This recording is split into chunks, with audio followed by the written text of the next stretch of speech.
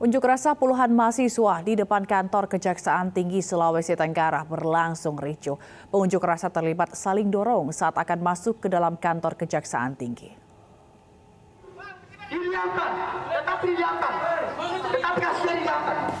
Unjuk rasa menuntut transparansi Kejaksaan Tinggi dalam penanganan kasus utang piutang antara Wang Dezou dan Febrianti Atajudin di depan kantor Kejaksaan Tinggi Sulawesi Tenggara Jumat siang berlangsung ricuh. Pengunjuk rasa dari pemuda mahasiswa pemerhati keadilan Sulawesi Tenggara terlibat saling tendang ban bekas yang tengah menyala dengan petugas kejaksaan. Tidak hanya itu, saling dorong dan saling pukul juga terjadi saat pengunjuk rasa memasuk ke dalam kantor Kajati Sulawesi Tenggara untuk bertemu Kepala Kajati. Mahasiswa kesal karena telah lama melakukan orasi namun tidak satupun petugas Kajati yang menerima mereka. Kericuhan kemudian dapat diredam setelah Kepala Seksi Penyidikan Kajati Sulawesi Tenggara datang menemui pengunjuk rasa. Dan jaksa penelitinya sedang berada di Kejaksaan Agung untuk melaksanakan eksaminasi terkait perkara ini. Sehingga apakah perkara ini akan lanjut atau tidak tergantung hasil pertemuan di Kejaksaan Agung. Itu yang bisa kita sampaikan. Kalau memang dalam proses penyampaian P21 itu ada kekeliruan, tentu kita akan koreksi.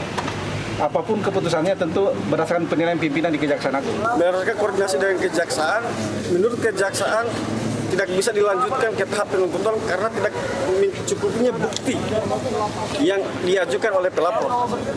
Tapi anehnya malah terlapor ini ditetapkan sebagai tersangka. Sebelumnya pada 9 September 2020, Polda Sulawesi Tenggara menyatakan Febrianti Atajudin sebagai tersangka karena melakukan tindak penipuan dan penggelapan. Dari Kendari, Sulawesi Tenggara, Febriono Tameng, iNews memberitakan. Sementara itu di ibu kota, ratusan buruh kembali berunjuk rasa menolak kenaikan upah minimum sebesar 1,09% di kantor Kementerian Ketenagakerjaan. Dalam aksinya, buruh dari sejumlah aliansi sempat menutup akses jalan tol.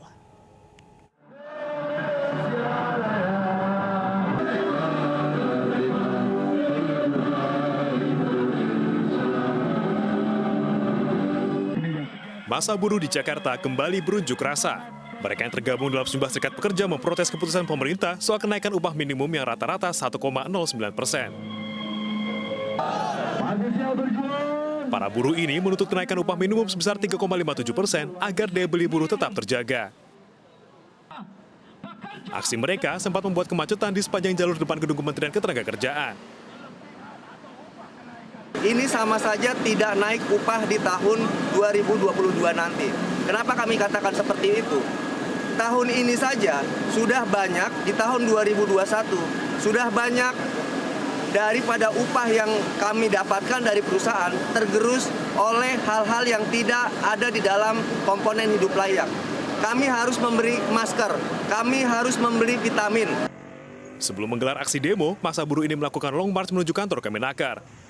Bahkan mereka sempat memaksa untuk masuk tol dalam kota melalui gerbang tol Perdati Jatinegara, Jakarta dan memblokir pintu masuk tol. Namun polisi melarang rombongan buruh yang umumnya menggunakan kendaraan roda 2. Massa kemudian dialihkan petugas melalui ruas jalan DI Panjaitan untuk menuju kantor Kemenaker Trans. Tidak hanya di Jakarta, demo buruh juga digelar di Jombang dan Makassar. Massa buruh akan terus berdemo jika tuntutan mereka tidak dipenuhi.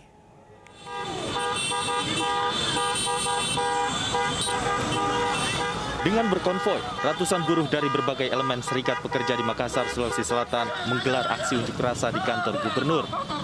Massa buruh ini meminta upah minimum baik di tingkat provinsi maupun kabupaten kota naik di awal tahun 2022 mendatang. Para buruh juga menginginkan agar dilibatkan langsung dalam penetapan kenaikan upah minimum, mengingat pejabat pemerintah daerah tidak lagi memiliki kewenangan dalam menentukan kenaikan upah minimum. Surat edaran kementerian itu betul-betul tidak memberikan ruang kepada pimpinan daerah, baik bupati, gubernur maupun wali kota untuk memberikan sebuah penentuan upah di masing-masing daerah. Karena apa? Ancaman sangat jelas, berbicara sanksi administrasi sampai dengan pemecatan terhadap pimpinan daerah ketika berani melawan regulasi yang telah ditetapkan oleh pimpinan nasional, pemerintah nasional. Sementara itu di Jombang, Jawa Timur, ratusan buruh berkonvoi menuju kantor DPRD Jombang. Di depan kantor Wakil Rakyat, buruh menggelar aksi unjuk rasa menuntut pemerintah menaikkan upah minimum sebesar 10%. Pemerintah di Kabupaten Jombang bersikeras mempertahankan UMK Jombang sebesar Rp2.654.000. Setelah perwakilan buruh diizinkan masuk bertemu anggota DPRD, namun beberapa saat keluar. Tidak ada satupun wakil rakyat yang mereka temui. Aksi seorang pria mencuri rambu parkir di Durensawit, Jakarta Timur terekam CCTV. Pelaku ditangkap warga setelah kesusahan membawa rambu berbahan besi menggunakan sepeda motor.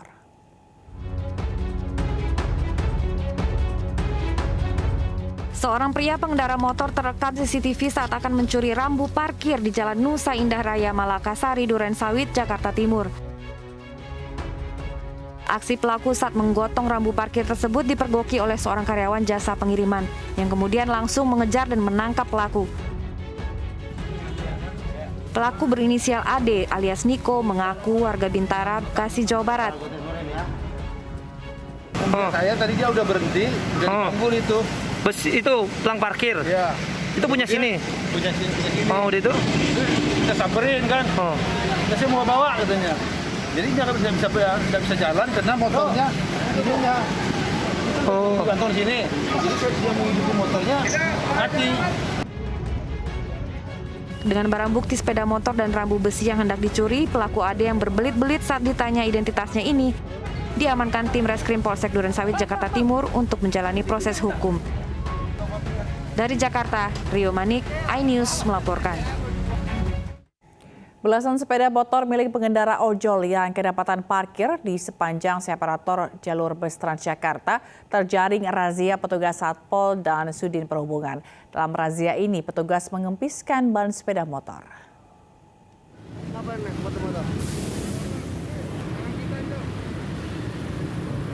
Sepeda motor milik pengemudi ojek online yang kedapatan parkir di separator bus Transjakarta langsung ditindak dengan cara dikempeskan bannya.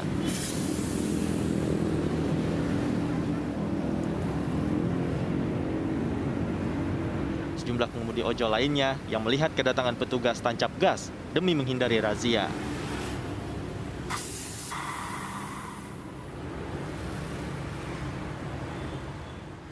Razia kali ini digelar setelah parkir liar di kawasan ini kembali marak. Selain mengganggu ketertiban umum, parkir liar rentan menimbulkan kecelakaan tersenggol bus Transjakarta yang melintas. Tetap kita lakukan kembali, jadi selalu kita lakukan tiap hari. Kita kolaborasi sama Tiga Pilar, sama Dishub, TNI, dan jajaran dari Satpol PP. Ya paling tidak memberikan peringatan lah kepada dia supaya yang bandel-bandel kan memang harus kita tindak. Penertiban akan terus dilakukan. Bahkan jika masih ada pengemudi ojol yang membandel, petugas akan melakukan penyitaan dengan sanksi denda maksimal Rp250.000. Dari Jakarta, Rani Sanjaya, iNews melaporkan.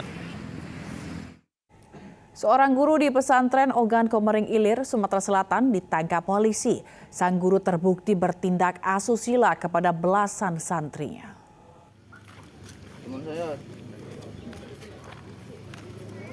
RP, seorang guru pesantren di Ogan Komering Ilir digiring Satreskrim Polres Ogan Komering Ilir, Sumatera Selatan. Dia dilaporkan karena melakukan pelecehan seksual.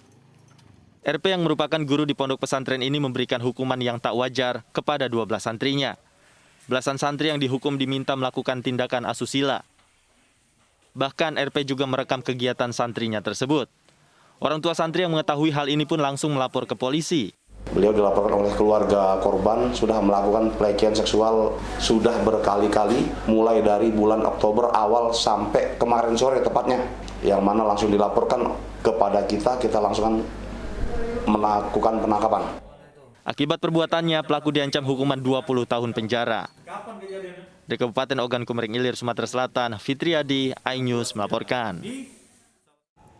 Tersangka pelaku pencabulan 2 anak perempuan di Kota Padang bertambah 2 orang. Pelaku merupakan tetangga dan teman paman korban yang tengah diburu polisi.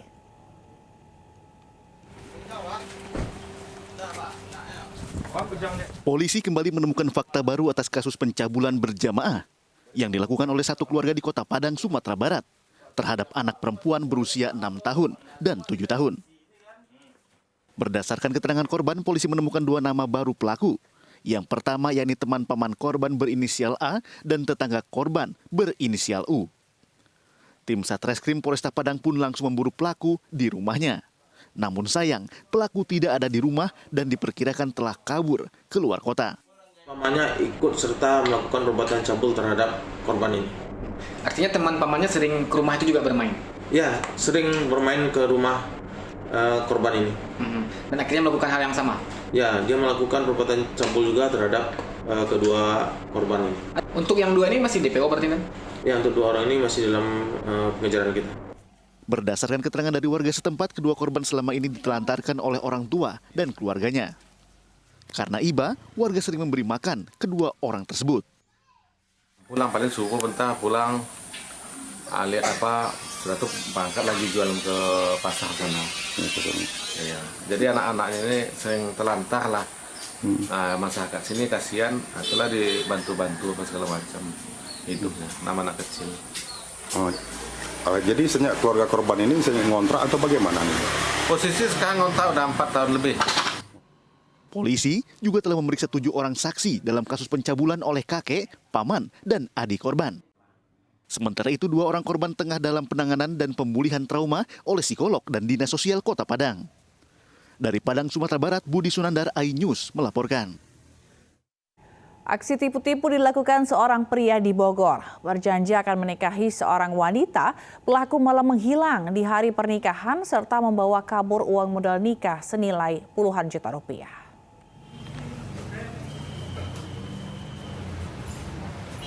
Seorang pria berinisial DS ditangkap jajaran Reskrim Polsek Bogor Timur, Kota Bogor.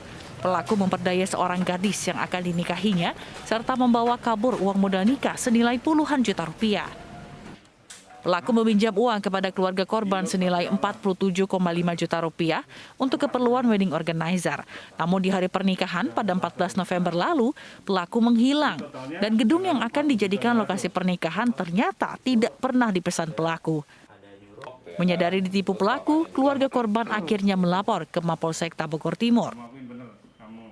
Kemudian pada hari H tanggal 14 November datanglah pihak keluarga perempuan karena tanggal tersebut ditentukan sebagai tanggal pernikahan, datang ke Puri Begawan karena rencananya akan dilaksanakan pernikahan di sana. Dan ternyata setelah sampai di sana barulah diketahui tidak pernah ada pemesanan, tidak pernah ada booking tempat maupun perlengkapan pernikahan yang di-booking oleh saudara tersangka DS ini untuk acara pernikahan mereka.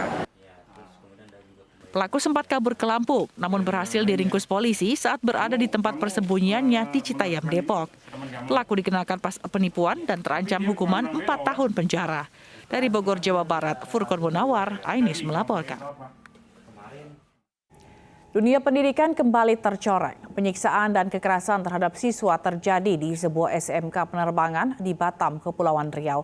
Mirisnya, peristiwa itu terjadi karena keterlambatan membayar uang SPP.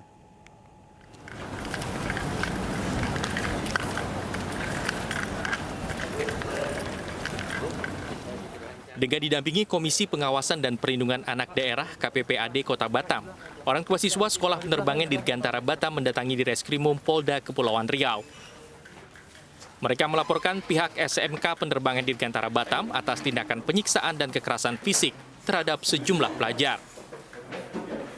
9 siswa mendapatkan kekerasan mulai dari pemukulan hingga tangan diborgol dan leher dirantai. Bahkan mereka dimasukkan dalam kamar yang berbentuk seperti sel tahanan.